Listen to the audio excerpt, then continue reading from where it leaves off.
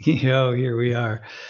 Crazy. Not where I expected to be. I expected to be in 100 Thomas today, but I'm here. I'm back at home.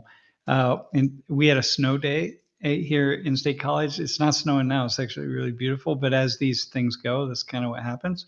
So first, I want to say something to my students in class, some of whom will be watching today, others who will be out appreciating the snow and the cold. Um, so you read the email that you received from the staff email, and you can go to the first page of the homepage of the website, social19.org, right there. And just so the good news is there are two pieces of good news for all of you in class. This is everybody, section 1 and section 2. Even though the syllabus says that if we have a snow day, and this is in line with Penn State policy, by the way, just so you know that. If we have a, there's Penn State policy for you. But if we have a snow day, we send you a recording of a previous class, or you watch the recording that we do that I do from home or whatever, and you submit a class reflection assignment. But today, because it's so early in the semester, we only are asking you to submit one class reflection assignment instead of 3. So it's like 280 to maybe 290, 300 words. And the good news is, you only have to do 1 instead of 2, and it's not very much. But the more important piece is you learn how to do it. And eventually you're going to miss a class, and some of you will miss more classes than others. And you need to know how to do these, because if not, your grade very quickly drops from an A to an A- to a B+, because you haven't figured out how to submit all the attendance, these assignments. And they're not that difficult, but you really need to know how to do it. So you want to go up there and click on that, and that just tells you exactly, you click on that link right there, and that takes you to where you need to go in order to log in. And I don't know why is it not working, Jeff? It should be hot link. Let's make sure that's working so everybody has it. But we'll send it out to you so you all know. Okay, that's the thing. For all of you, but because of how I screen share on here, I can't screen share that tab. Right. Okay. Yes. It opened on my window, but it couldn't open up on the stream. My apologies, everybody. Yep. Okay. So you do that. So students, what you do is you watch this recording till you find something that is said that you want to comment on. Something that I say. Normally, it would be a student in the class, or maybe some data that we use, or something I say that you feel like commenting on. Then you pick out and you're using always the long lecture of the class, not shorts and that sort of thing. You got to use the main class video. And then you pick out the timestamp and you submit that on that form, and then you put the quote in that you're going to respond to that comes from the video, and then you respond to it. And then you do that 3 times. And that's how you get your 3 attendance points each day when you're not in class. But in this case, you only have to do 1 and you'll get all 3 attendance points. So you'll learn how to do that, and that's important. All right, man.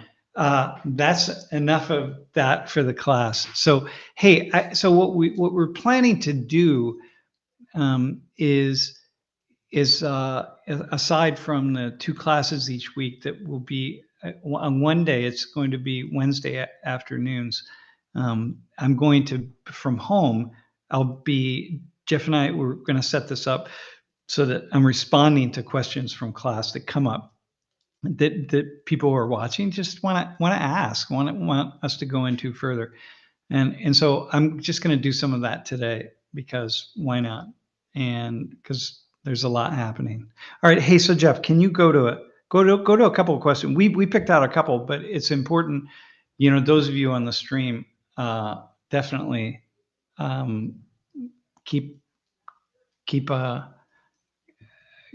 be ready to put something out. And if somebody wants to join, we might have some space for someone to join. So that would be kind of nice. Hey, listen, Jeff, you have the first question that somebody asked? I think it was, yeah, Canaries. Maybe, yeah, look at that. Maybe he looks like me. Oh, dude, that's a wild photo, man. I don't know what I was doing in that photo. What was the impetus for my study of Catholicism in South America? I think mostly, I've always had a thing for religion, first off. I don't know. I've been having a kind of an argument with God since probably around 1980, 1979, I think. And it's when I had my first real argument. I was 19, and mostly my first years I just I didn't I ignored God, so, so to speak. I mean, I grew up United Methodist Christian.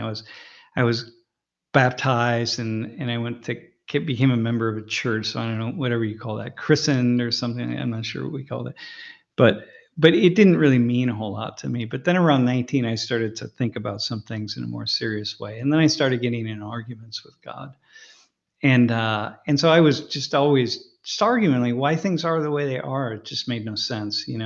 And then at one time, I think I gave God some kind of ultimatum, and I didn't get an answer, so I just kind of ignored her or him or it or whatever. Uh, but I was always fascinated by the church because I was always, even though it was kind of very in my mind, like I was kind of overtly and logically having these arguments, the truth was that I was really sensitive and trying to work a lot of things out.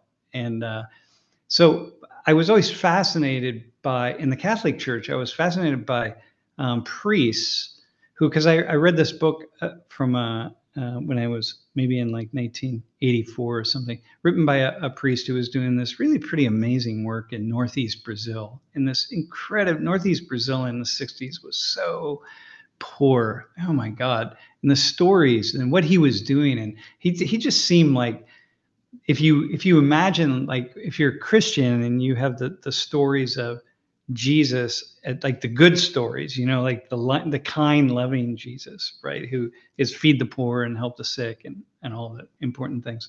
At that level, this guy was that. I was like, man, he was just it was just such a cool story. And then I started reading more about these priests and nuns and church lay workers who were doing some really pretty incredible and brave work, and many were being killed by the authoritarian government that were paid for with tax dollars from here in the United States.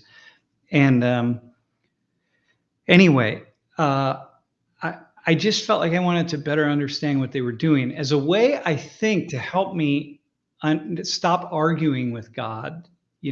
I just felt like if I could just really see these people who were such deep believers, who were doing, this really amazing work, I could just kind of let that go, right?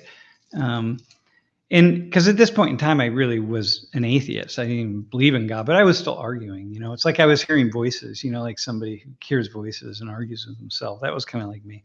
So anyway, that just kept me really interested in the church, in the Catholic Church. It was these really amazing people who were doing cool things, and so I found a spot where I could go with a very progressive bishop in the diocese of Cuenca in the province of Azuay in central Ecuador. And so I moved there, and yeah, it was, and I had already traveled there earlier, so yeah. So that's how I got. I don't even remember what the question was, but anyway, that's how I got interested in studying the church. That's a long story. Okay, I got to keep my answers really short. All right. So what's another question? Samantha Hoggers. Yo, man, Sky. I don't even know.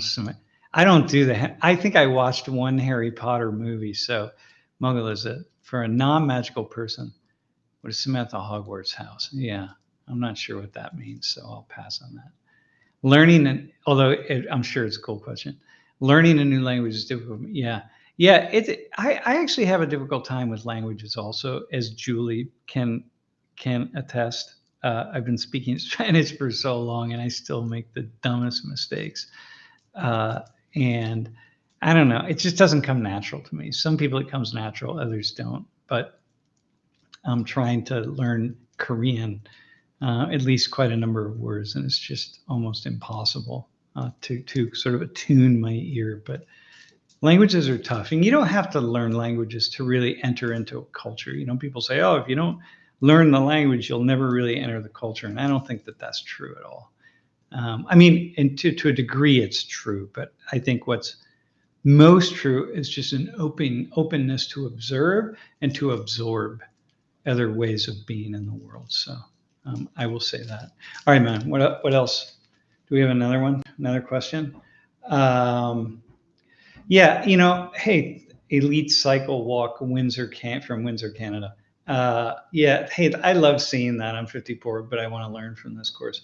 I'm 58. Only went to college for a semester back in the day. If I had the chance to attend this class back then, we have stayed in the course. Huge and dedicated fan. Hey, Heinous Dwayne 66. Thanks for saying that. Thanks for writing that, both of you, actually. The reason I teach the class is because I'm 63 and I learn from talking to people. We were going to have a conversation today, which we will have in Thursday's class, that we kind of developed it yesterday and the day before, what the class would be. Once I developed the conversation, I'm so anxious, anxious, I'm not sure. Excited might be a little too much, but looking forward to getting into the classroom and asking students. We have some really good, really, I think some great volunteers. We had awesome volunteers last Thursday, and I was really, really happy with Thursday's class and the volunteers. So, but I'm really looking forward to the conversation that we were going to have today, but that we will have on Thursday. And so I too am learning, right? So what's going to happen is I have all these questions to ask the students, and because like sometimes when you're on in the big room it's kind of more, it's more intense. It's not like just having a conversation with someone over coffee, right? It's like you have to really focus. So I have to focus, and I feel like the volunteers really focus. And then because we're concentrating, I think we get somewhere that we ordinarily maybe would not get, and arrive at some things in some new ways. And so so anyway, that's why I continue to do what I do. Okay. So, cute. All right. Oh yeah. Okay. I see that. Hey, okay. So how did you clear your mind from the disappointment of not getting a personal answer from God? Oh man, into Christianity. Yeah. Oh man, Carly, that is such a really, really cool question. So in a way, I suppose I didn't. I think how I cleared my mind was that I had met people who, by that point in my life, I had met people who were really religious, and they were just following the steps that someone had laid out in front of them and told them that they should follow. So, okay, so you're Muslim, or you're Jewish, or you're Buddhist, here's what you do, or you're Christian, or you're Catholic, right? This is the way we worship in the Catholic Church, and this kind of thing. And I watched people just do that. And then I would watch them be asked a question, and they would just say, well, it's just the way it is. And I'd say, oh man, that's just not a very interesting way to answer the question.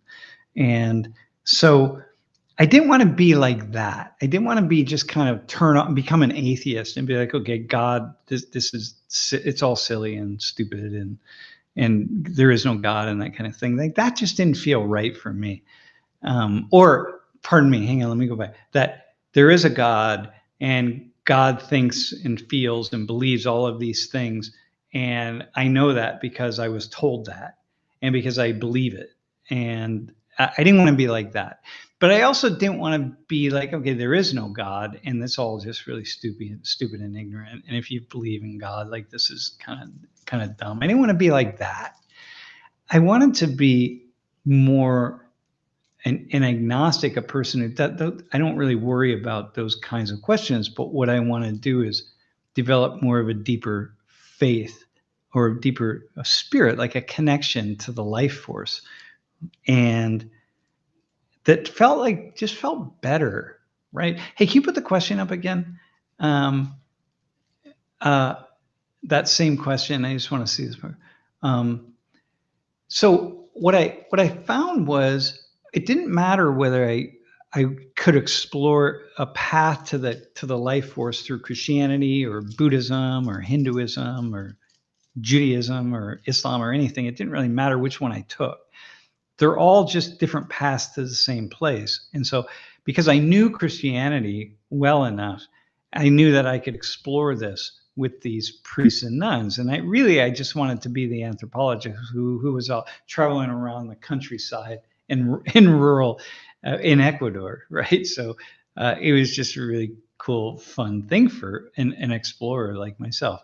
But I just remained open. I just knew if I just kept meeting people, I would be inspired by enough of them that I wouldn't have to be angry and annoyed about the fact that I wasn't able to get the kinds of answers that I thought that I wanted to get. And so anyway, that's how I was able to do it.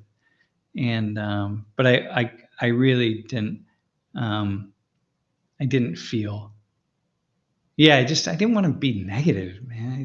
I never wanted to be negative, It just felt even though I have my moments, it's really easy um to be a well, here I'll tell you, I guess I can tell a story. So I've told this in class, so this is not like a new story, but I was I think when I in the summer of 1986 was probably the closest I became to being pretty atheistic, meaning that I just had the idea that there was nothing out there and then we would just all be done with it. And we would die and that was it, right? There's no spirit. We didn't come from anything. We're not going from any and to anything. And it just all seemed and I was really digging into my studies in a intellectual positivist way, meaning that if I couldn't see it, I wasn't going to believe in it. So anyway, I was in Mexico for the summer in 1986, and a buddy of mine came down, and he and I had the opportunity to travel to the south of Mexico to a region where they um, grow hallucinogenic mushrooms and use mushrooms as part of the spiritual practice. And so it's just built into the culture, right? So we took a bus down and it took us, I don't know, out of Mexico City. It took us maybe 12 or 15 hours. We finally got there. And we got to the place that we were staying. It's a really long, fascinating story, but we eventually got to where we were staying and somebody gave us some mushrooms. And they were freshly picked right out of the forest, kind of like a rainforest thing. And we took those and life opened up for me. And that was the first time I had ever had that kind of psychedelic experience, hallucinatory psychedelic experience. First time for either of us.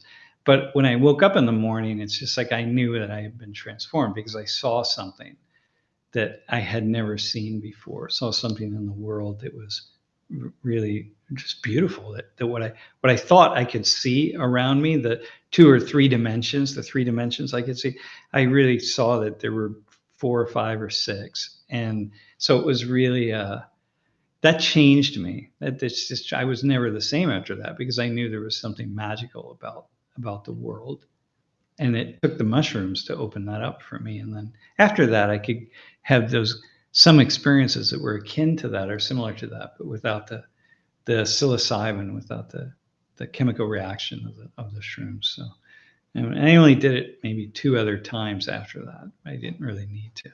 So, all right. But that was that was really key. That was pivotal for me.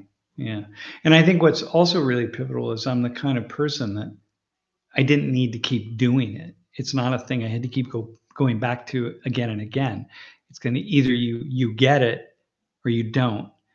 And so I've always sort of had this this desire in me to not just keep hammering away at something and just accept that that is what the world is. You don't got to keep doing mushrooms every month or something like that. That's irrelevant. You either see it or you don't see it. So that's a thought there, by the way. All right, Jeff, is there anybody? How you saying?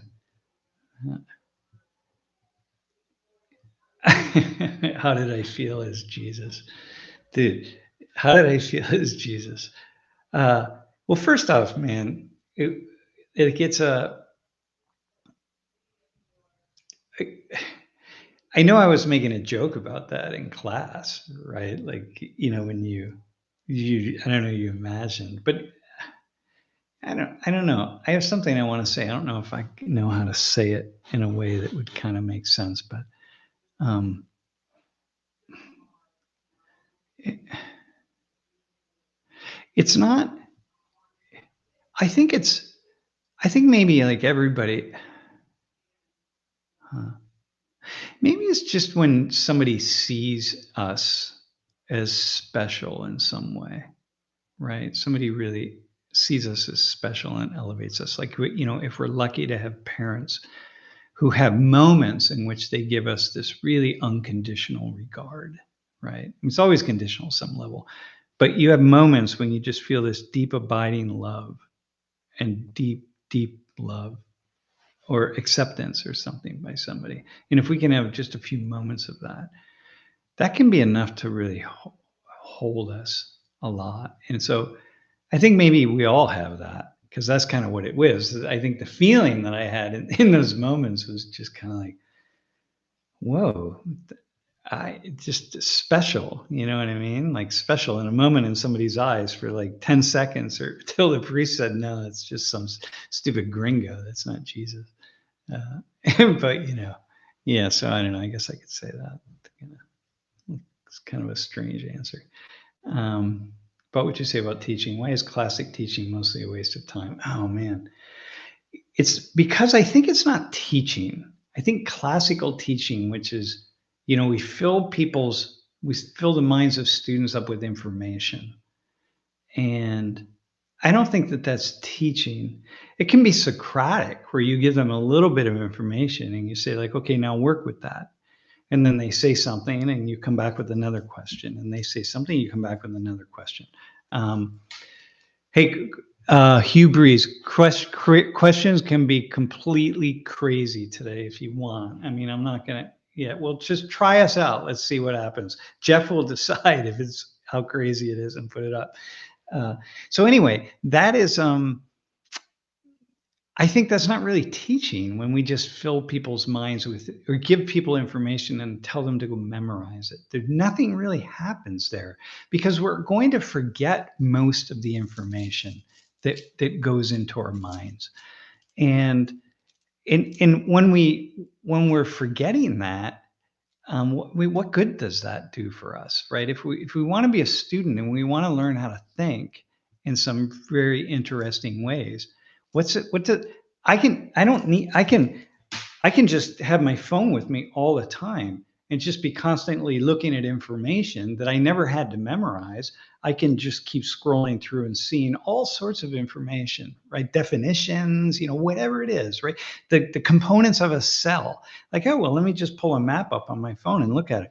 But if I don't understand how all of these things fit together, then I haven't learned because that learning is about understanding how the pieces of life all come together and fit together. And teaching is helping people feel motivated to do that, mostly on their own, because most learning happens on our own. And B, helping people, giving people a head start, meaning make it a few of the most important connections for people and then let them go with it. So I'll give you an example. So for me, there's the thing I talk about this a lot. I haven't for a year or so. I don't know, but freedom, choice and chance, or freedom and determinism. If you study sociology, or social science, there's nothing more important than how you think about free will and freedom and choice and so on, and determinism or chance or factors and forces outside of our control. So the two things, right? We're trying to understand causality of human behavior and what causes people to think the way they think and act the way they think and feel the things that they feel, right? Where is the impetus for that come from? What's the causal nodes, so to speak? So one sort of side of the world is the inside of our own minds. Like, I'm going to decide to think a certain way, and I'm going to go out and do what I need to do to understand the implications of that. But I'm going to decide, or like I really want to, like today we were going to stream or not stream, or what are we going to do? It's like, no, we made a decision to do that. Okay, so nobody told me to do it. It's just a decision. We're going to do it. But on the other side are the factors of forces outside of our control, the things that are really shaping who we are, like the culture we're born into, the families we're born into, or, our race, our sex. I mean, all sorts of stuff, right? The amount of money we have. I mean, anything, right?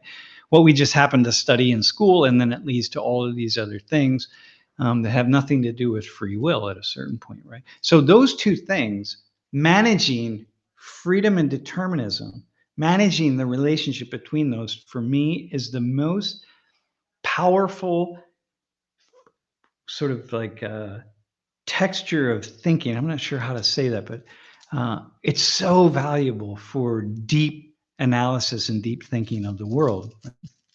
Well, I literally have talked about this in every single class that I've ever taught in my 39 and a half years of teaching. I think about it almost every day at some level, and it is a debate or an analysis that's woven into my consciousness. And every single day I I think about it slightly differently. An additional light is sort of shown onto the layers of complexity of this free will and determinism, right? So it's like, oh, so that's teaching, right? Like I stay at it. That's the learning part. I stay at it. And you can't teach that. You can't give someone a definition. You got to encourage them to keep thinking about how this comes into play in your own life. And the implications for all of the things we think we've chosen to think, say, or do, and the other things that we haven't. So anyway, that's where I think that teaching is. I think I'll say it's a waste of time, but mostly it is. And then what happens is we turn these young, beautiful, young, creative, like minds. We too often turn them against learning. So people hate school. Like, how can you hate school? Well, it's easy because school is drudgery, but what hating school then becomes hating learning. Or I'm only in school because I want to get the grades that will allow me to get the degree, that will allow me to get the job, that will allow me to live some kind of life that I think that I want to live. Well, God, how awful is that? From the age of 5 up into the 16th grade, I guess, when you graduate college, if you go to college, if you hate that, and till 12th grade, if you don't go to college, or somewhere in between, as a couple of people only, you take a semester of college or whatever, like how awful that is. So, to me, but a lot of us, that's kind of how we teach, because the system, like when you teach these big classes, it's like, it's so hard to do it any other way, or maybe that's what we've been taught to do. I don't know. All I know is I, at some point, couldn't do that anymore. And so I just stopped, and I just couldn't do it. It just felt like it was just a horrible thing. Okay. Anyway, what do we got? Majid Mohammed. Hey, Bassem. Hey, I'm curious about Erbil. Maybe you, Bassem, maybe you should just hop on really fast and just tell us, like, what happened. There was, you were shelled. Like what? I know it wasn't in Erbil. It was on the outskirts of Erbil, but maybe reach out to Julie and get the link. She's at the staff email. I'd like to hear. All right, what else? Jeff, do we have another question? What's your take on the Iowa caucus polls? Well, here's something, man. You need to know that, first off, Christians, evangelicals are only about 13% of the U.S. population. So I'm going to talk about this in class in a couple of weeks, but they're only 13% of the U.S. population. So, but evangelicals are, they're highly motivated to a great degree. But we have this idea, whether you're from the U.S. or not, that the evangelical Christian population is so big in the U.S., and it's actually not. It's not that large. So, we are not, I think we're 46% or 56% or something, maybe 56% white Christians in the United States. I mean, it's about half of the population are white Christians in the US.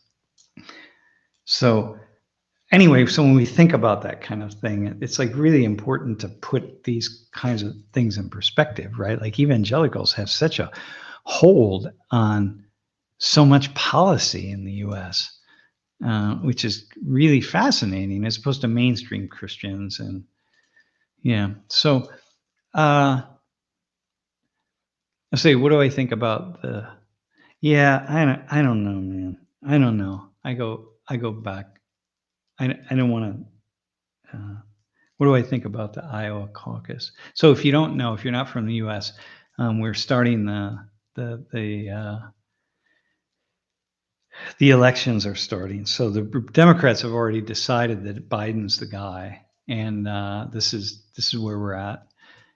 And so we're not going to have any. We don't need to worry about who the candidate is.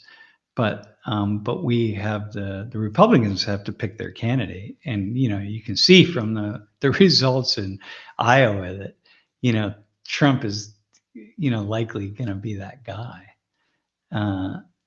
and I mean, who knows? I don't know, unless he gets thrown in jail or who knows what, charged with some kind of crime, which I don't know.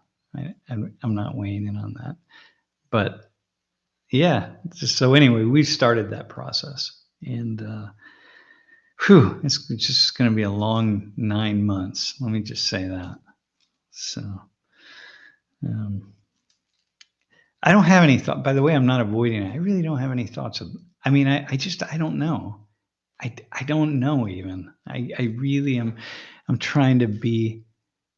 I could say. I mean, so much I could say, and there's so much I can't. Everything I say, it's almost like I would put it out, and I want to pull it back.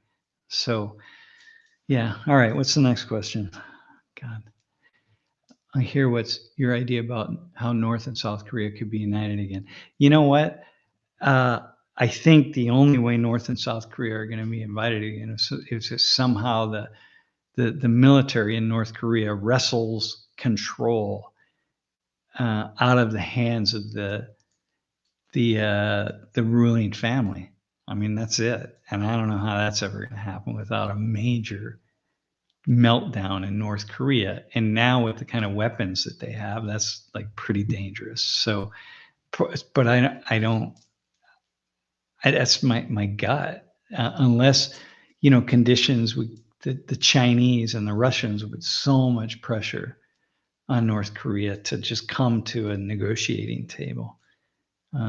And South Korea, of course, the United States, South Korea, years ago starting this, I mean, our stated goal is to get rid of the North Korean regime, man. We're not going to rest until we get rid of the North Korean regime. Well, if you're in the North Korean regime, that's just that you're going to respond by getting as many weapons as you possibly can, because that's the stated goal of your enemy, is to eliminate you. This is kind of similar with in Israel and Palestine. Right. So, if Hamas, the stated goal is to be rid of Israel, take Israel off the map, well, that you're going to respond in a certain way then. And that's how it is. So the U.S., this was the goal of ISIS for the U.S., but ISIS was on the other side of the world, so we didn't really care. Anyway. So that's kind of that's the North Korea issue. So I'd like to see it. I wish I could see it. It just seems so awesome that to see North and South Korea unify. I was up at the DMZ, by the way, a couple of years ago, and really intense. Yeah, really intense to be there. The DMZ it's the demilitarized zone. Hey, can I look at that question from Bo? Okay, hang on. Let me see that question you just put up, and then that one from Bo. but when I realized of humans. Is it possible to truly understand someone else's perspective, or are we forever confined to our own subjective experiences? Hey, Majid, that's a really cool question. Yeah, it's impossible to really understand someone else's perspective, because even if it's something really simple, like if I say, hey, right now outside of my window here in my office, I feed the birds. And if I were to tell you like, oh yeah, I really like birds and I feed the birds and it's really awesome. I'm very uplifted by birds. You don't know what I mean by that. Like you just are going to have some vision. You're not in my shoes. You don't see what I see. You don't have my experience. You're never going to fully understand. All you know is, hey, this knucklehead Sam says he likes birds. Like, all right, I like birds, and this is what it means for me. So I suppose that's what it means for him. And so you just, it's just not possible. And even the very simplistic things like that. So now imagine something like, if I were to say, well, take a more complex question about, maybe my thoughts about abortion, or something like that, or just elective death, about whether people should be allowed to take their own lives, and in what situations. And I could write a whole book on it. And even then, you could read the book. There would still be little things that never got in the book. So, but you get closer, right? Which is, I think, in a large part why a lot of people write books, because they feel like if I write a book and someone reads my book, they'll understand me, at least about this one particular issue. And we all want to be understood. So that's kind of a cool thing. And maybe I used to teach that way. I used to talk a lot so that I was hoping that people would understand me. But then no one ever really did understand me, which was probably a good thing for them. And so then I just kind of stopped, and then I start teaching in the way that I do, which is just ask students questions and try to understand them. So I'm doing these Q&As in between our classes, so that and by the way, if you're in the Social 19 class, this video, you normally you would never watch these unless you felt like it, unless we're going to do these on Wednesday afternoons. And so if you are in Tuesday class, and then you're like, Sam's going to respond to some more pointed questions. It's kind of like office hours, right? For people in the classroom, and then people who are not in the classroom. And so that's how we're going to do it. And then, prepare for Thursday's class. This is just a really unique situation. But so I'm talking more, but also talking knowing that I'm being kind of fast and quick. So you don't really can't understand me. Like you just can't. So Majid, that's my answer to your question. Yeah. It's a great question, by the way. Hey, Bassam. Yeah. Bo, hang on. Let me answer this question by Bo, and then Bassam will hop on. Hey, when you realize that we humans are not in as much control of our lives as we intuitively think, how did you react? For me, it was actually a bit of an uplift, to be honest with you, because I was able to let go of, for myself anyway, I was able to let go of a lot of things that I would try to make happen, and I couldn't make them happen. And then I would start, you sort of open that doorway up, like I'm some kind of a failure. Or it could be something like I can't get better than a C in my algebra class or calculus or something. But it also could be something really more complex. Like I can't figure out how to be happy every day. Like every day, like, why can't I be happy? Like I only have one life. This is it.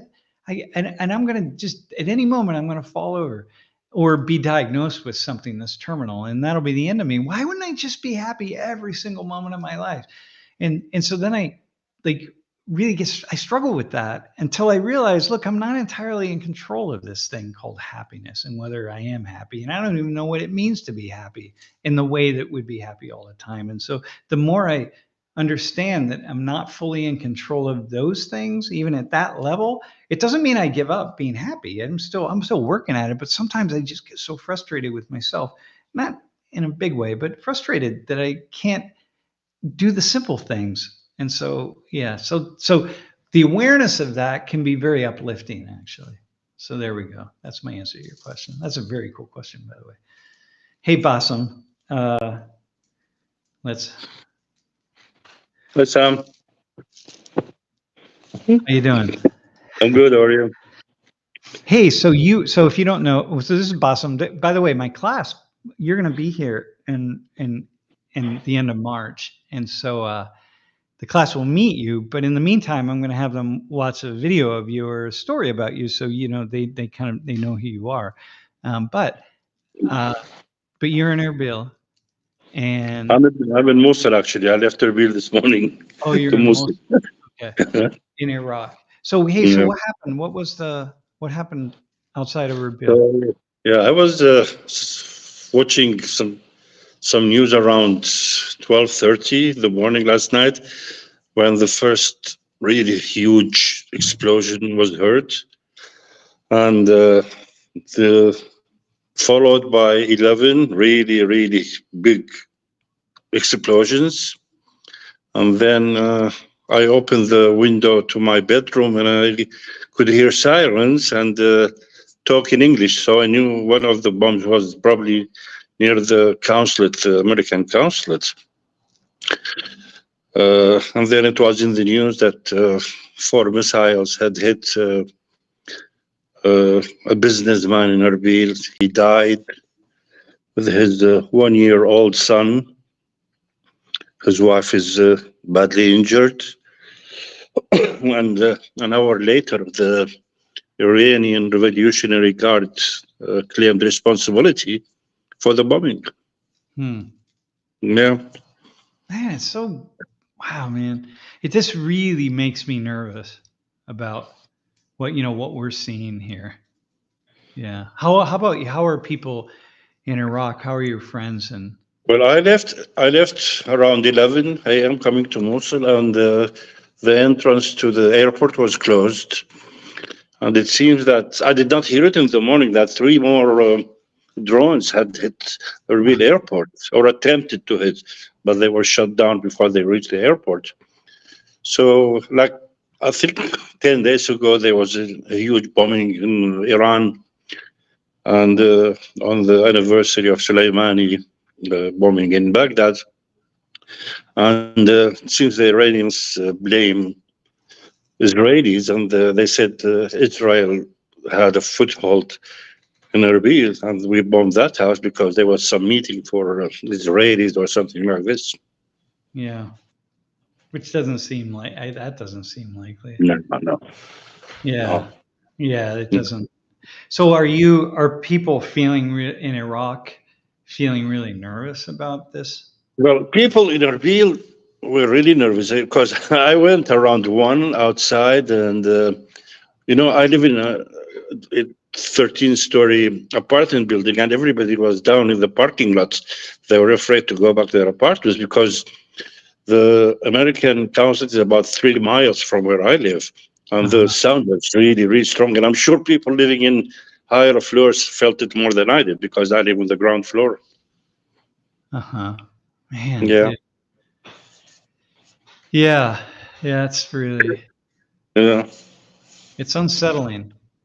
There's a lot. Hey, yeah, there's a lot going on, man. We are in the middle of some really troubling unease, I will say. Unease and unrest. Yeah. Yeah. Everywhere. Yeah. Everywhere. It's not just, I mean, it's everywhere, man. It's everywhere, but the whole region is on the verge of explosion. I'm really afraid of that. Really afraid of that. Yeah. So for you, that also must be really just it's traumatizing, right? For you, I mean, when I was watching the news this morning again, when I learned of this guy was really is a businessman, and he lives between Dubai and London, and he just came to Erbil last week, and he died in Erbil, young, probably in his 50s. wow. A really good businessman, and he got killed. His wife is badly injured. His son is badly injured. His 1-year-old daughter died with him. And he had one guy from the Philippines who worked for him also died. Crazy. Hey, Bassam, can you just because I think people there's a lot of new people to the stream, so they probably don't know you. Do you feel just take a minute or a couple minutes to say why I'm asking you those questions? Do you want to talk about it, or would you rather not? Yeah.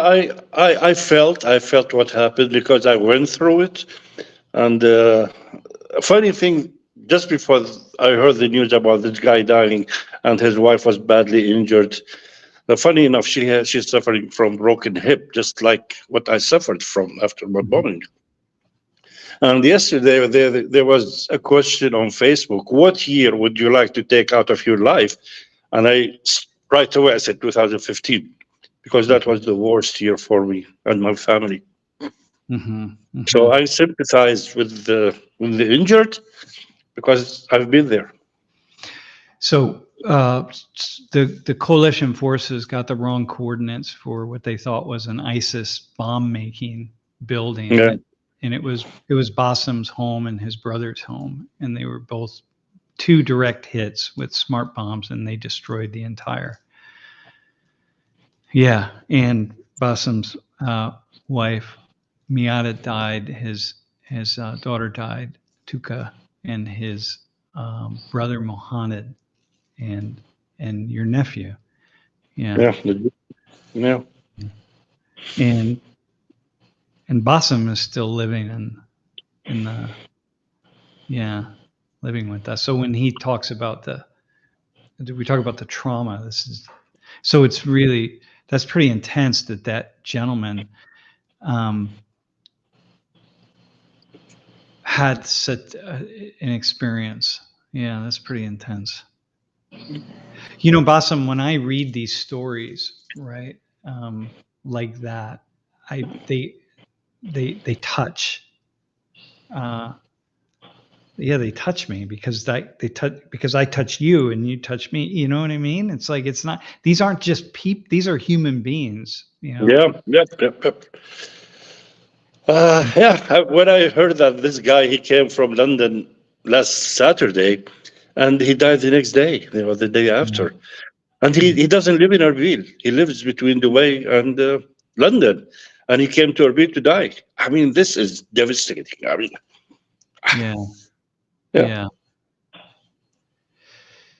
Yeah. Oh my God. Yeah. Well, I hope things settle, calm down. I hope they just don't take off, man. We don't need this. We don't need more We death. don't need it. No, we don't. No, we don't. No. Yeah. Yeah. Okay. Hey, all right, man. You're at your mom's house? Yeah, in my mom's house. Yeah, In I the came this kitchen? morning. In the kitchen, you've been here. where all the magic happens. Yeah, sitting on the table you had dinner on. My wife and I, so if you don't know, my wife and I went to Iraq to visit Bassem, and the most dangerous person we met, people say, oh, was it safe? Were you nervous? Were you whatever? And I'm like, well, listen, the most dangerous person I met in Iraq was Bassem's mom, because she gave us so much food to eat and demanded that we eat it. And the food was so good. I swear I could still be there eating it. Yeah, I couldn't even move when I was done. I don't think I had ever eaten that much food. Yesterday I was buying her some chocolate, dark chocolate, and I remember the chocolate you brought her. And yesterday I was just thinking about you, just drinking the chocolate. Yeah. All right. Well, when you're visiting in March, April, we'll send you back with some. Thank you so much. All right. Give her my greetings, please. And I'll talk to you. All right. We'll talk to you. Okay. Take care. Bye-bye. All right. Ciao. Hey, one of the things so Bassem is a close friend. So I'll put something out. Some of you who follow the stream know of Bassem, a dear friend, in what our long-standing relationship is, but very, just really, you just kind of, I don't know. Okay, hey, I saw something about someone in the chat was not I think it was not on your life or whoever did it, but you were talking about the practice of sati that that we were talking about in class last Thursday, and I couldn't in the moment I couldn't remember that what it was called, but sati. I think that's how you pronounce it. But this idea that his in Hindu culture, and that the women's lives are so. I mean, it's very complex, like the origin of it. But what our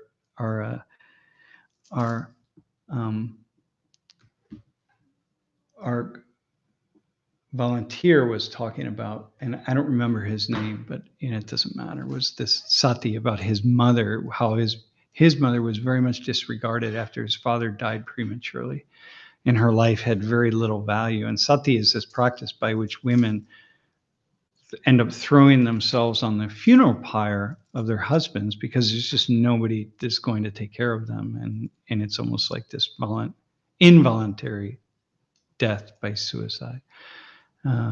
It's really disturbing. Yeah, not on your life. Yeah. It's very disturbing. These are these kind of cultural practices. But again, there's these old cultural practices that emerge in times when life is very precarious and very unsettling.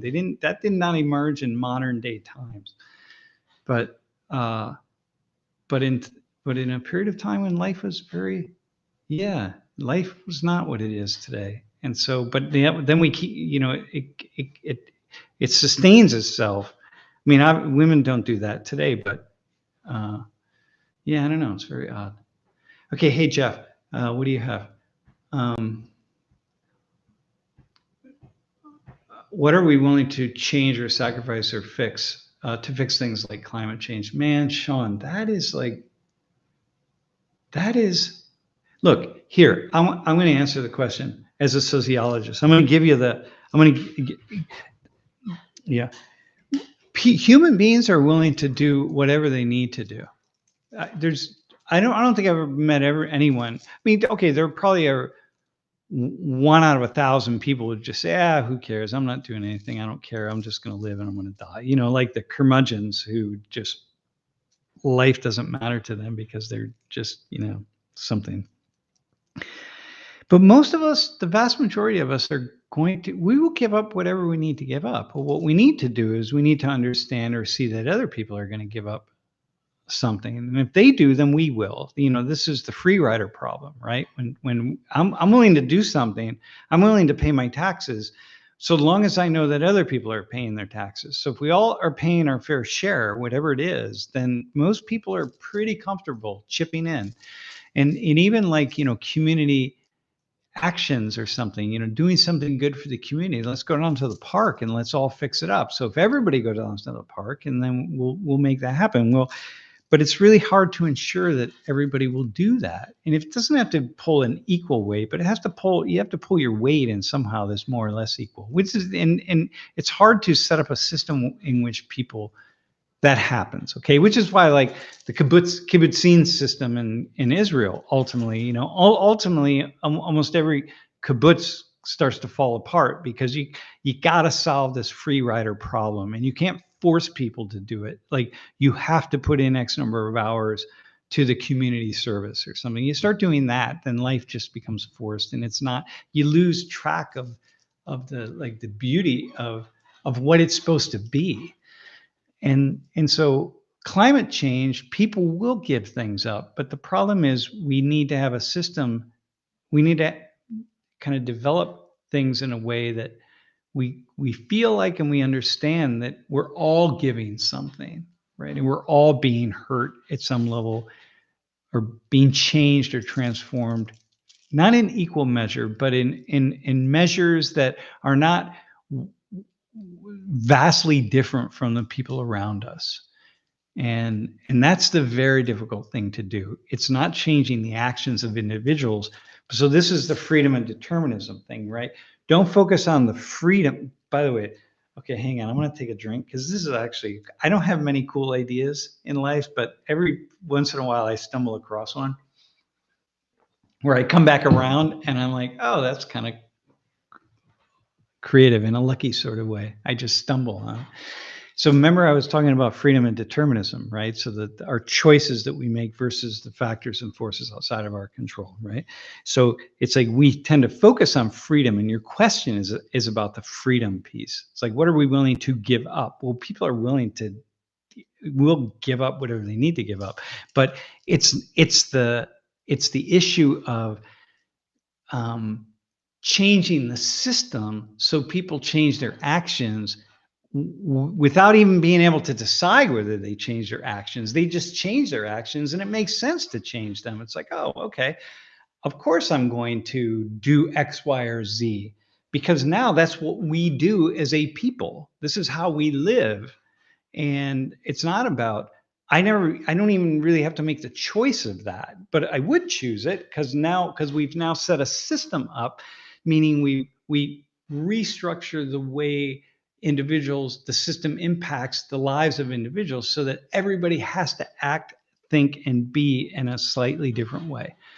And that's the difficulty with climate change and climate collapse, is making changes at the larger levels of the system. And that's, of course, what we need to do. Yeah, it's not like, hey, you need to make sure you recycle. It's like you set it up so that, of course, people recycle, but how do you set it up that way? Or, in these larger terms. So anyway, that's a thought. All right. I don't know if I thought that was kind of cool. Wonder what Doc thinks about or feels exists in the void between science and belief. What thinks exists in the void between science and belief. Okay, so here it's interesting you call it a void. So the most profoundly intellectually expansive scientists who I've met in my life, right? People who are, and I also social scientists, right? Not just hard sciences, physics and biology and chemistry and engineering or whatever, but also social sciences. The most complex and advanced thinkers that when I meet them, who I just kind of sit back in awe of the vast display of wisdom, wit, and knowledge that they carry with them day after day, usually fueled or surrounded or embedded in a deep sense of humility. The most brilliant people are also almost always the most humble people, because they're aware of how much they don't know. The more you know how much you don't know. And so almost all of them, also, everyone that I've ever met, I will say, has had a corresponding deep reverence for the spirit world, the intangible world, the world that we can't really know, the unknowable world, like, the vastness of space, 100 billion stars in a galaxy times 100 billion or 100 trillion galaxies, basically endless. It's like ultimately you want to know, how did we get here? The awe-inspiring beauty of that kind of question. Like, what are we doing? So I find that the scientists who are the most brilliant are also always in connection with those spiritual questions. And the questions fuel their science, and the science fuels their question. And so the void, there is no void. There's no empty space in between those two. They're one and the same. And that's pretty awe-inspiring, actually. So I've learned to have deep respect for those kind of people. We had a couple of people in my department years ago. They both have, one actually died and the other retired. Brilliant sociologists, like known in the field, brilliant, just like, man, just really, and they were both Christians and like evangelical level Christians. I don't know the exact, I know the churches they attended, which are kind of evangelical churches, but like, and in my mind, I remember when I discovered that, and I said, like, wait, how can you have kind of that, be a scientist in the way that you're a scientist, and then have this belief that seems to make no sense, because except that it's built on faith. It's not built on logic. It's built on faith. And knowing the two of them is partly what shifted a big piece of my thinking about faith and knowledge and religion, because I was so deeply impressed by them that I was deeply impressed by whatever they believed in, because I knew whatever they believe in was cool, was thoughtful and smart and fueled by a degree of wisdom, right? So anyway, yeah. And so anyway, did I answer that question? I think I did. All right. Hey, opinionated Matt, no, I didn't watch Barbie, but it's on Netflix right now or Prime or somewhere, and I'm going to watch it. I really wanted to watch it. I wanted to go to the theaters and watch it with a bunch of, like, I don't know, 8, 9, 10-year-olds, just to be in the middle of that scrum, so to speak, and just be there. Lori and I were going to do that just for the fun of it, but then we never did. But I do want to watch it because in a way it's very much a social commentary. And like, if you think about, as a sociologist, so you have this doll, it's a Barbie doll, right? That has lasted, it's been around for, 60 some years or whatever it has been, and has had such an impact on the culture in such a profoundly fascinating way. As a sociologist, shout out to my man Jeff for that. Of course I'm interested in it, but I don't go to many movies, and I never go to the movies, and I don't spend a lot of time with movies. So I might just one day just get lost in it just for the cultural experience. So anyway, all right, man, do we have something else? Max Wellbeing, do you think that the left has gone too far with its radical Marxist DEI and LGBT bully cult? LGBT bully cult. Wait, hang on. SOGI 123. I don't know what that is. Critical race theory. Well, here's the thing. It's not that the left has gone too far. Okay. Here's the way you want to see this. It's the same with the right. The so-called right hasn't gone too far in other things. There are aspects of the left. There are aspects of people who are promoting those ways of transforming the world, which is what they all kind of represent. That absolutely, there are moments and instantiations where people have absolutely gone too far. Oh my God, there's some stories that I hear are just like, oh my God, please. But it's not the left per se. Mind you, I do in Social 19, I'm doing critical race theory. Okay. And this would be considered critical race theory. Like what was it? The National Review or somebody called me the U.S. face of critical race theory. I don't know why, but in the sense of like taking race issues and deconstructing them in a way to see them in slightly different ways. Okay. Now, I'm not doing critical race theory in the way that some people have decided this is what critical race theory is. And of course, it got developed around a certain way of seeing the world, right? That, it's really deconstructing race and seeing race from the perspective of white supremacy and laws and, both of a legal system that's held unequal relationships between people of different ancestry groups in place, right? So that's a critical race theory in that sense, right? But if we step back and look at critical race theory from a sociological perspective, right? Well, it's just what we're doing is deconstructing the way human beings think about the relationships between people of different ancestry groups. I mean, and cultures. Right? That's what we need to do. We need to take the lid off and start looking at things slightly differently. So if we see it in that kind of sense, then yeah, well, that's what we're doing in Social 19 in a way. And I don't think we're taking it too far at all. I think we're just going about the right pace that we probably need to do it. But I do think that some people, they just get lost. Like they're not thinking about, dude, do you really understand the implications when you say the thing that you just said there? Do you really do you not see the implications of what that really means? And so yeah, like when some really wealthy, really privileged black or brown person starts telling some poor white person about their white privilege, and something like that, or you set a system up by which, wealthy black and brown people are elevated in a way, and I don't know, whatever it is, right? And you just got to say, like, wait, hang on a second, man. Do you take a step back here and just do you see what you're saying right there? Like, so people do sometimes definitely push it too far. Yeah.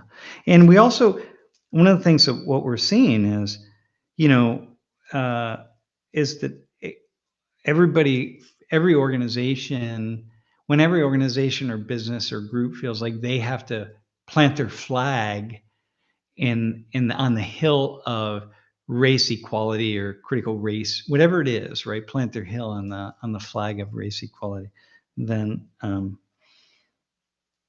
it just seems like it's just so there's so much of it. Like, come on, man. But everyone just feels like they have to do that because they have to show that they're, we have to show that we're on board with this. So therefore, everywhere you turn, there's something. When in fact, the reality is that a lot of stuff isn't necessarily happening. But it seems like it. Yeah. So it seems like it's way out of control. But the truth is, it's really, I don't know. It's not. Some of it is, and some of it isn't. That's a really good question, by the way. All right, what else do we have? Yeah, white privilege. Kathleen McDonald. Yeah, white privilege. Well, white privilege had a lot of meaning. It has a lot of meaning until it gets thrown around carelessly. And then once it gets thrown around carelessly by so many people, it ceases to have the kind of meaning. I used to have a class, if I go back 10 or 15 years, and I would have a class on white privilege and really talk about the elements of life that to help white people understand the certain levels of privilege that we have. It didn't seem so out of sync because it was kind of like, all right, let me be really thoughtful and like let me think about what this guy is saying, because I don't know, let me think about it. But now, because everybody just throws that term around, I can hardly even get it out without everybody automatically shutting down, when in fact maybe I have something really that I want to say about white privilege that maybe be really nice to hear. Yeah.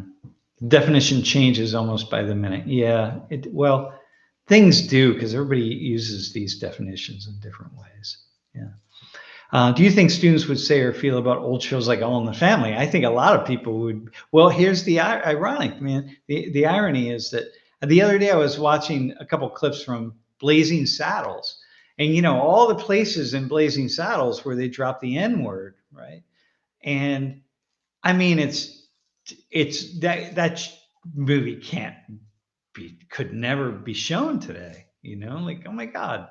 And All in the Family, so many things. I watched some of the clips of that, and like people, the people who are highly sensitive to things would probably shut it down, many people. But what happened with All in the Family and Blazing Saddles and a few of these, these media from the 70s, they really pushed the conversations forward that the people were really afraid to have and didn't know how to have.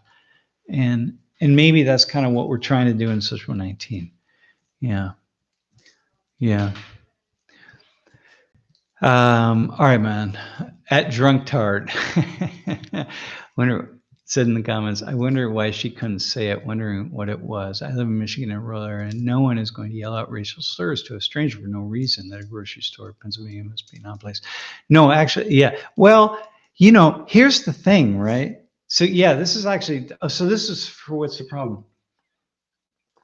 Well, first off, I didn't, when I asked her that this is the students who say, well, hey, what did people say? I actually wanted to pull that question back very quickly. She didn't respond to it, and I wanted to pull it back because I don't need to do that. And we don't need to hear that. But here's the thing is, there are times when I think what I said in class to her in that moment is like, man, it's really difficult to imagine that some of these things are said to people, to people who are a part of minority groups, disabled or LGBT or black or brown or immigrant, whatever it is, right?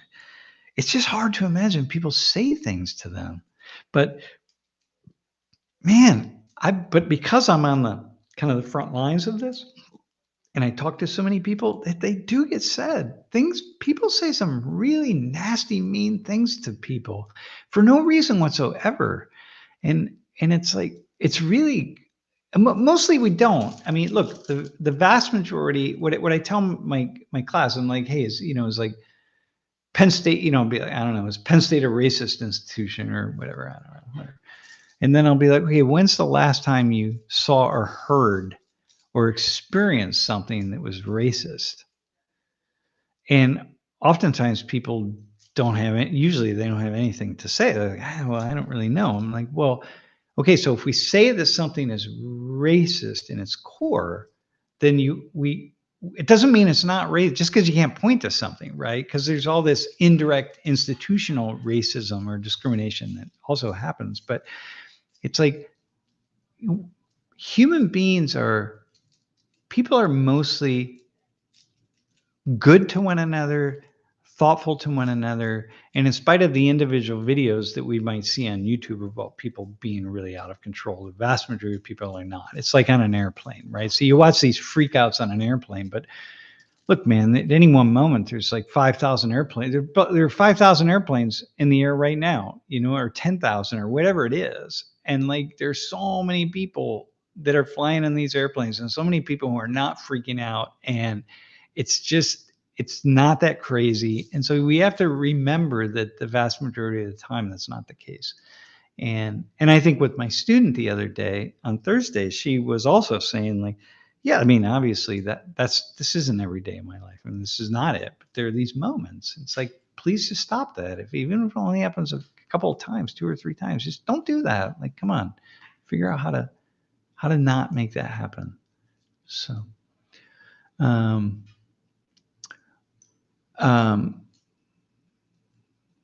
yeah, so there's that statement, racism is a normal feature of American life and society. That's the kind of thing that we would say and say like, okay, hang on. What do you mean by that? What do you mean by racism? What do you mean by normal? And what do you mean by feature of society? And I'm not speaking as a white guy who thinks there is no racism. I mean, I taught here at Penn State the upper level racial inequality course for like 11 or 12 or 13 years. Like, I'm really pretty well versed in race inequality. But when we make a statement like that, racism is a normal feature of American life and society, what do we mean by that? And I think that sometimes we throw those things out and we don't stop to say like, wait, hang on. As a scientist, what we need to do is we need to measure that statement. And so therefore we need to operationalize it. And that means we need to be able to measure in some quantitative way racism, right? Because that's the feature meaning it's going to manifest itself in some way, and of American life and society. So it's going to play itself out, and we got to be able to measure that. And so like, okay, and in normal, what's normal mean? How often is normal? And sometimes we just forget those things. And I think a lot of times, and this is where, the left often wants to just kind of throw these things out there, and the right wants to be in denial of that. It's like, no, everything's okay. Well, just because you don't see it doesn't necessarily mean that it's okay. And, so I don't know. That's a thought. That's kind of cool. Did you hear about the far right still conference for re-immigration? They talk about deportation. Yeah. I'm watching all of that. Axel, I'm watching those conversations, man. We are in a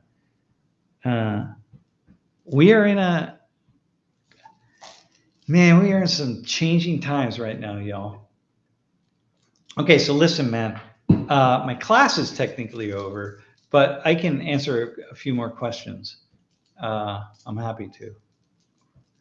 Listen, the Google form is on the webpage. Go to the webpage. Jeff, what do you think the answer to "so what's the problem" differs between generations? Oh man,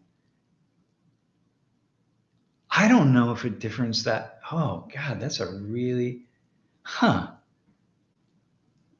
That's such a cool. Hey, hang on, I'll answer. Carly, if you go to the webpage, class reflection assignment, you'll see it's right there.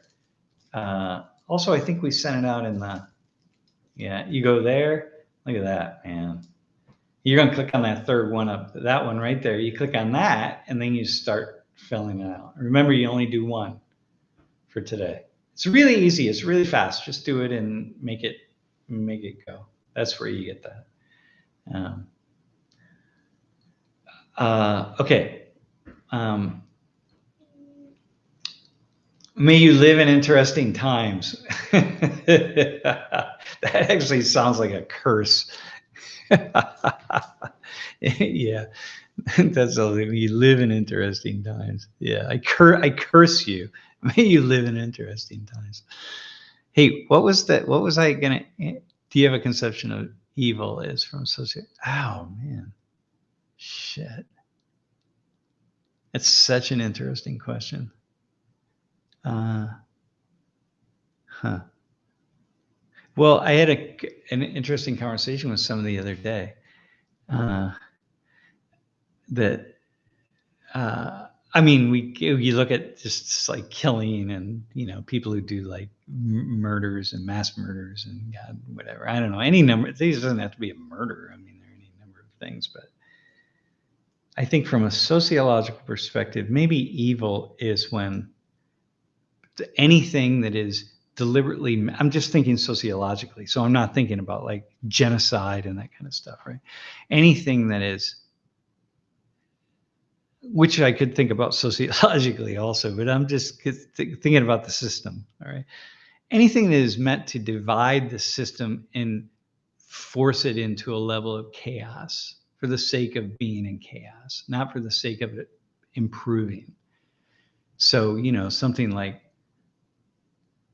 somebody like a Trump, that kind of politician creates a sense of chaos because he doesn't play by the rules, and he didn't play by the rules, whatever the rules are, going back to 2016. And okay, but maybe the system needs a little bit of that, right? Like we gotta bust out and be a little bit like whatever. Come on, man.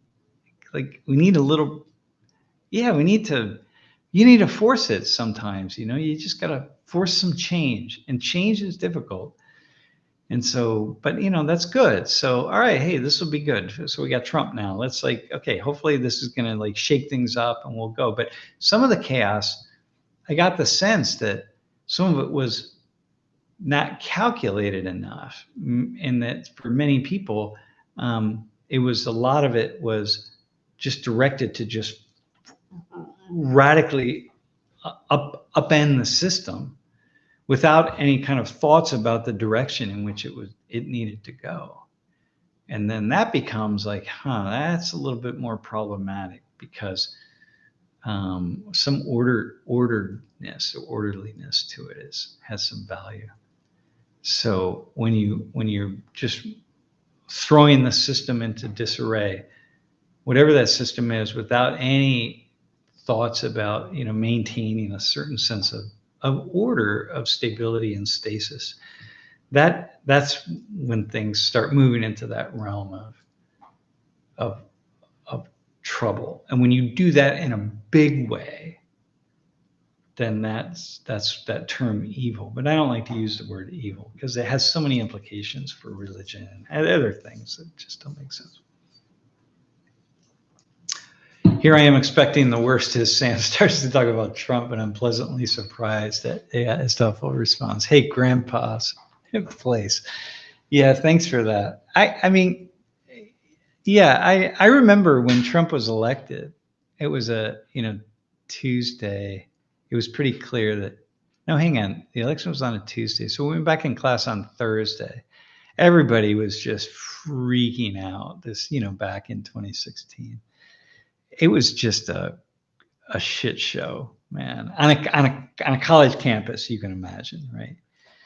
I mean, a quarter of the students who voted for Trump, and maybe more than a quarter, and a quarter voted for Biden, and the other quarter just went in and closed their eyes and hit something. I think didn't really matter, but those who voted, right? But I remember I said, Lori, you got to come into class with me. Lori's my wife.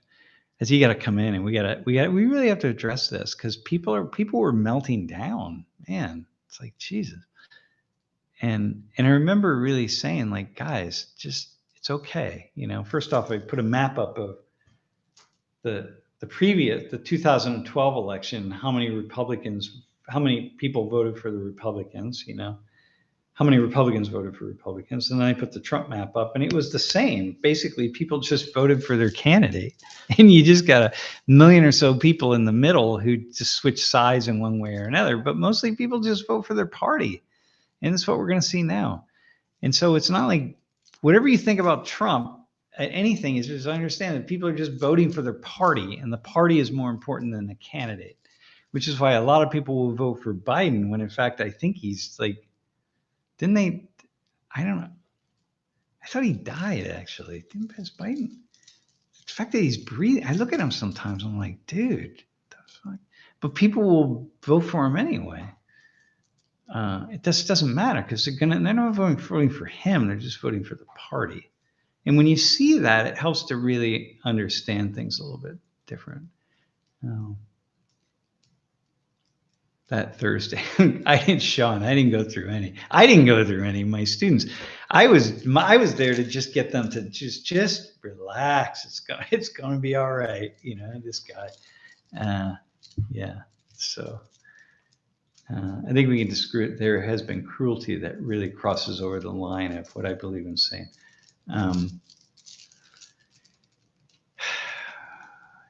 Yeah. I think that I have a feeling, hey, not on your life. I think that, see, this is where I think you're probably, I'm looking at your comment right there, and I'm thinking, yeah, you're probably like, yeah. Do people really want Biden or Trump? Why can't we get both to finish a complete sentence? I know, man. Like, how do we get to this place that these are these two people? Like, how do we get here, man? God, I don't know. Whatever. We're here, so. Yeah, we're here. All right, man. So listen, Jeff. I think that the recording will be posted right after class. Actually, Jeff will put it up.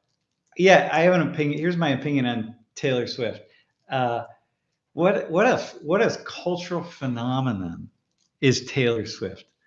What a cultural phenomenon, man! Holy smokes! From the get-go, it's so interesting that some people just have something that they just move forward in a way that is just. And she's been doing it a long time, man. And she really put herself out there, and writes a lot of her music. And it's just like, what a cultural phenomenon, man. And she's not, listen, I'm not going to say anything negative about Taylor Swift, but it's like she's not the greatest singer. She's not the greatest songwriter. She's not the greatest dancer. She's not the greatest public speaker. She's not the greatest anything, but together, what a phenomenon, man. It's so interesting to me. So, yeah, utterly fascinated by the being that is Taylor Swift. Yeah.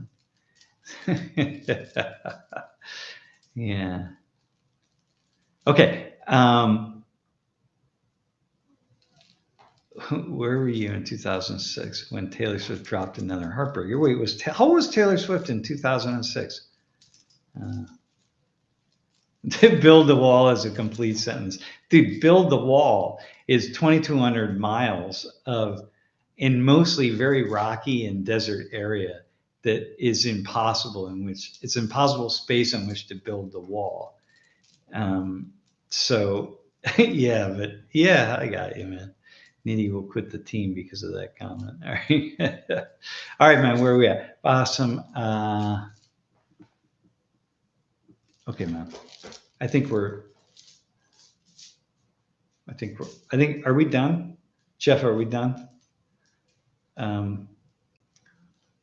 Sure, we can be done. All right, man. Are we coming back on tomorrow or not? Should we just wait tomorrow and do it a different day? It's entirely up to you. I'll be here. All right, we'll decide whether we're going to come on. It may be hard because we already did kind of a Q&A this week. Maybe Friday we'll decide that we can do some things on Friday and respond to some questions from class on Thursday, because Thursday's class is going to be really cool. All right, man. So 119. I'm sure there probably aren't any 119 students on here, but Jeff, let's get the video posted so they can respond to it. And thanks everybody. Really, let's just we'll keep going. We'll be in class on Thursday. Got a really good one for you. And next Tuesday is actually going to be a really cool class. I have something really cool for Tuesday. I'm very much looking forward to that. Yep, Thursday at 3. Okay, man. All right, see you, everybody. Thanks. Be well.